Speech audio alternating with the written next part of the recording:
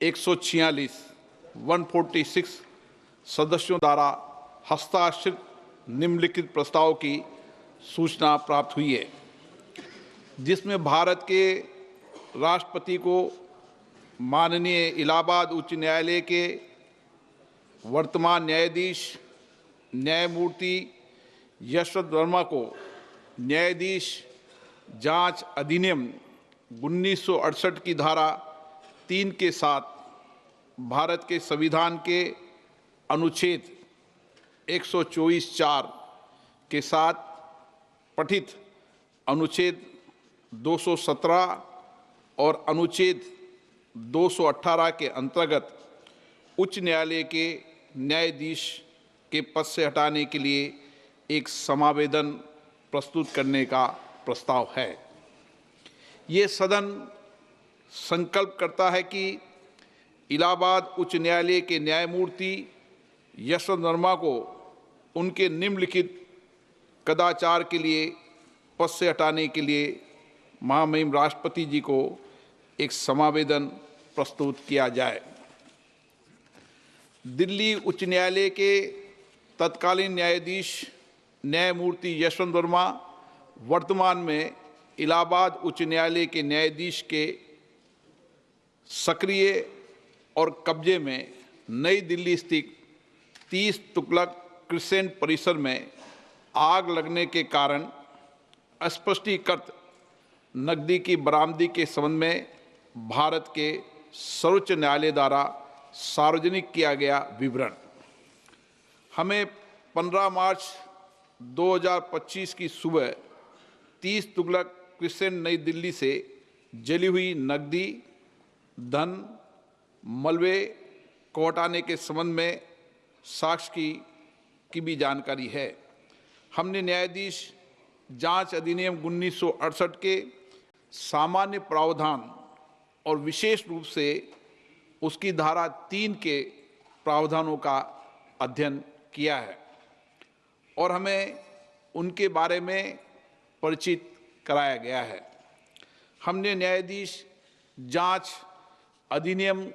1969 के प्रावधानों का भी अध्ययन किया है। हमें उनके बारे में भी परिचित कराया गया है। हमने सी रविचंद्र अय्यर बनाम न्यायमूर्ति A.M. भट्टाचार्य एवं अन्य 1995 5 SCC 457 केस में भारत के उच्चतम न्यायालय द्वारा घोषित कानूनों के साथ साथ अतिरिक्त जिला एवं सत्र न्यायाधीश X बनाम मध्य प्रदेश उच्च न्यायालय के मामले में दिए गए फैसलों से भी खुद को परिचित कर लिया है। 2015 4 SCC 91 और ये कि अतिरिक्त जिला एवं सत्र न्यायाधीश X सुप्रभा के मामले में उक्त निर्णय को सामान्यता और विशेष रूप से पैरा 33 को पढ़ने पर ये स्पष्ट है कि दिल्ली उच्च न्यायालय के मुख्य न्यायाधीश ने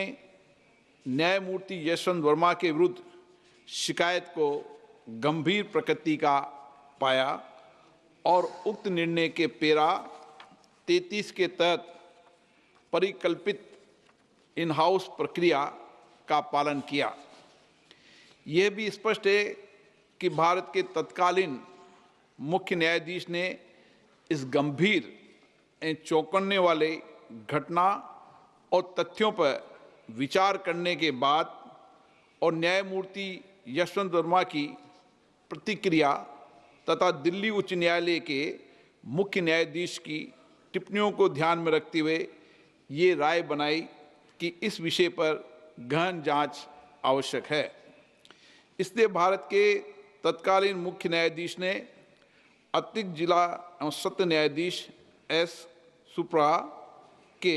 मामले में निर्णय के पैरा 33(3) में परिकल्पना के अनुसार एक 3 सदस्यीय समिति का गठन किया गया। हमें यह भी याद है कि भारत के माननीय तत्कालीन मुख्य न्यायाधीश ने समिति की रिपोर्ट भारत के महामहिम राष्ट्रपति और भारत के माननीय प्रधानमंत्री को भेजी है। ये स्पष्ट है कि भारत के माननीय तत्कालीन मुख्य न्यायाधीश ने अतिरिक्त जिला एवं सत्र न्यायाधीश एस सुप्रा के मामले में फैसले के पैरा 33(7) के प्रावधानों के अनुसार कार्य किया है, जो स्पष्ट रूप से भारत के तत्कालीन मुख्य न्यायाधीश की राय को दर्शाता है कि पैरा 33(3) के तहत गठित समिति की रिपोर्ट में पाए गए आरोप इस प्रकृति के हैं कि उक्त न्यायाधीश को हटाने की कार्रवाई शुरू करने की आवश्यकता है। उपयुक्त तथ्यों के अवलोकन और सार्वजनिक रूप से उपलब्ध तथ्यों, न्यायमूर्ति यशवंत वर्मा के कब्जे वाले और उनके नियंत्रण में स्थित आधिकारिक परिसर से जली हुई नकदी की बरामदी और उसे हटाने से संबंधित परिस्थितियों की स्वतंत्र रूप से जांच करने के बाद हम स्वतंत्र रूप से ये भी पाते हैं कि भारत के संविधान के अनुच्छेद 124 के साथ पठित अनुच्छेद 217 और अनुच्छेद 218 के तहत हटाने की प्रक्रिया न्यायाधीश अधिनियम 1968 और उसके तहत बनाए गए नियमों के अनुसार शुरू की जानी चाहिए। वेदाक चरित्र और वित्तीय बौद्धिक ईमानदारी न्यायपालिका में एक आम आदमी द्वारा रखे गए विश्वास की नींव है, और यह भी कि वर्तमान मामले से जुड़े तथ्य जो कि भ्रष्टाचार की ओर इशारा करते हैं, वो भारत के संविधान के अनुच्छेद 124 के साथ अनुच्छेद 217 और अनुच्छेद 218 के तहत कार्रवाई और प्रक्रिया के योग्य हैं, और संसद को इस विषय पर एक स्वर में बोलना चाहिए और देश के प्रत्येक नागरिक को सार्वजनिक जीवन में भ्रष्टाचार के प्रति जीरो टॉलरेंस के अपने संकल्प के बारे में एक स्पष्ट संदेश भेजना चाहिए। अतः हम भारतीय संविधान के अनुच्छेद 124 के साथ पठित अनुच्छेद 217 और अनुच्छेद 218 के अंतर्गत इलाहाबाद उच्च न्यायालय के न्यायाधीश न्यायमूर्ति यशवंत वर्मा को पद से हटाने के लिए ये प्रस्ताव प्रस्तुत करते हैं। कृपया इस प्रस्ताव पर आगे की कार्रवाई की जाए। इस प्रस्ताव को नियमानुसार उचित पाते हुए मैंने इसकी स्वीकृति प्रदान की है। न्यायाधीश जांच अधिनियम 1968 की धारा 3 की उपधारा 2 के अनुसार मैंने न्यायमूर्ति यशवंत वर्मा को पद से हटाने के अनुरोध के आधारों की जांच करने के उद्देश्य से निम्नलिखित 3 सदस्यों वाली एक समिति गठित किए। माननीय न्यायमूर्ति श्री अरविंद कुमार, न्यायाधीश उच्चतम न्यायालय, माननीय न्यायमूर्ति श्री मनिंदर मोहन श्रीवास्तव, मुख्य न्यायाधीश मद्रास उच्च न्यायालय, श्री बी आचार्य, वरिष्ठ अधिवक्ता, कर्नाटक उच्च न्यायालय। समिति यथाशीघ्र